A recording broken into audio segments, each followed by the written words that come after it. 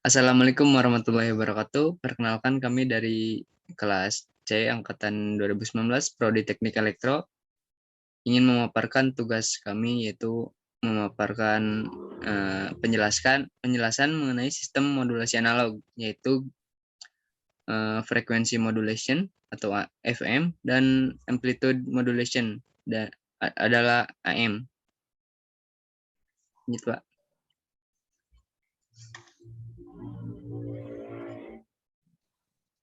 Yang pertama ada frequency modulation atau FM. Jadi frequency modulation adalah proses dari penumpangan sinyal, ada sebuah sinyal informasi yang ditumpahkan ke dalam sebuah sinyal pembawa atau carrier. Nah, si sinyal carrier ini yang diatur frekuensinya sehingga sinyal informasi tadi bisa tersampaikan sesuai medianya. Sehingga frekuensi gelombang pembawa berubah sesuai dengan perubahan simpangan tegangan gelombang sinyal informasi. Nah, berikut di sana ada gambar-gambarnya. Bisa dilihat ada sinyal pembawa atau sinyal carrier, lalu ada sebuah sinyal informasi. Nah, sinyal FM tersebut adalah gabungan antara sinyal pembawa dan sinyal informasi, sehingga tercipta sinyal frequency modulation, yang adalah sebuah sinyal informasi yang ditumpangkan ke dalam sinyal pembawa, sehingga frekuensinya bisa disesuaikan dengan media yang akan disampaikannya. Besar perubahan frekuensi deviasi atau FD dari sinyal pembawa sebanding dengan amplitude sesaat sinyal pemodulasi. Sedangkan laju perubahan frekuensi sama dengan frekuensi sinyal pemodulasi. Next, Pak. Nah, di sini ada persamaan dari frekuensi modulasi atau rumusnya. Jadi secara matematis bisa dituliskan IFM sama dengan PC sin dalam kurung WCT plus MF sin WMT, dengan IFM adalah sinyal termodulasi FM sama dengan PC adalah amplitude maksimum sinyal pembawa lalu dikalikan dengan WC yang merupakan frekuensi sudut sinyal pembawa atau dengan radian per detik, ditambah MF adalah indeks modulasi FM dan WM merupakan frekuensi sudut sinyal pemodulasi. Selanjutnya ada spektrum sinyal FM, yaitu lebar bandwidth sinyal FM bernilai tak hingga. Namun pada praktek biasanya hanya diambil bandwidth dari jumlah segmen yang signifikan. Jumlah segmen signifikan ditentukan oleh besar indeks modulasinya seperti tabel Bessel di bawah. Selanjutnya, lebar bandwidth pada modulasi FM dapat ditentukan menggunakan teorema Carlson sebagai berikut, yaitu BW FM sama dengan 2 dikali FD ditambah FM. Lanjut.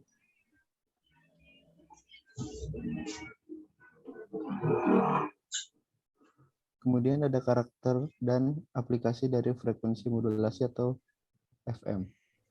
Yang pertama, karakteristiknya tidak dapat dipantulkan gelombang elektromagnetik dari modulasi frekuensi, sehingga jarak pancaran adalah line of sight dan terbatas pada daya pancar. Yang kedua, ketahanan modulasi terhadap noise pada transmisi modulasi frekuensi, sehingga kualitas sinyal informasi yang diterima jernih seperti aslinya. Selanjutnya ada aplikasi dari frekuensi modulasi. Yang pertama sebagai radio penyiar FM, yang kedua sebagai radar, ketiga sebagai pencarian seismik, yang keempat sebagai sistem telemetri, yang kelima pemantauan EEG atau elektroencephalogram, yang keenam ada sistem radio dua arah, yang ketujuh ada sintesis suara, kedelapan ada sistem perekam pita magnetik, yang kesembilan sistem transmisi video, kemudian selanjutnya ada siaran radio dan transmisi.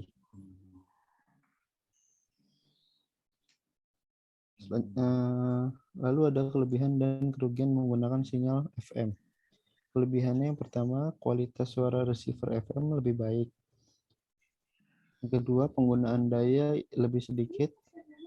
Yang ketiga, lebih efisien. Yang keempat, dapat digunakan dalam transmisi stereo karena banyak sideband. Yang kelima, area layanan yang telah diperhitungkan dengan baik. Kemudian kekurangannya yang pertama ada biaya peralatan FM yang lebih mahal. Yang kedua, area penerimaan FM lebih kecil atau lebih sedikit. Yang ketiga memiliki bandwidth yang tak terhingga. Yuk. Selanjutnya amplitude modulation atau AM, yaitu proses menumpahkan sinyal informasi ke sinyal pembawa atau carrier dengan sedemikian rupa sehingga amplitude gelombang pembawa berubah sesuai dengan perubahan simpangan tegangan sinyal informasi. Pada jenis modulasi ini, amplitude sinyal bawah diubah-ubah secara proporsional terhadap amplitude sesaat sinyal pemodulasi, sedangkan frekuensinya tetap selama proses modulasi. Berikut di bawah ada gambar dari bentuk sinyal. Oke. Selanjutnya rumus persamaan pada amplitude modulation. Yang pertama, sinyal pembawa gelombang sinus, yakni rumusnya EC sama dengan EC sin omega C kali T. Lalu sinyal permodulasi diasumsikan gelombang sinus EM sama dengan EM sin omega M kali T. Indeks modulasi M satuannya yaitu M sama dengan EM per EC sama dengan Emax min E min per Emax plus E min, di mana omega C sama dengan 2PF atau frekuensi carrier, terus Vt sama dengan amplitude sesaat carrier, lalu yang terakhir tau sama dengan fasa sesaat carrier. Lalu kelebihan dan kekurangan amplitude modulation. Yang pertama, kelebihannya. Kelebihan dari amplitude modulation itu tinggi dapat dikendalikan, lalu kepraktikan unik. Yang ketiga, biaya yang cukup mahal, dan yang terakhir, efektivitas tinggi. Dan kekurangan dari amplitude modulation, yang pertama itu kegunaan bandwidth yang kurang efisien, lalu kemampuan interferensi anti-noise yang buruk, dan yang terakhir, penerimaan suara yang berkualitas cukup rendah. Oke. Baiklah, terima kasih.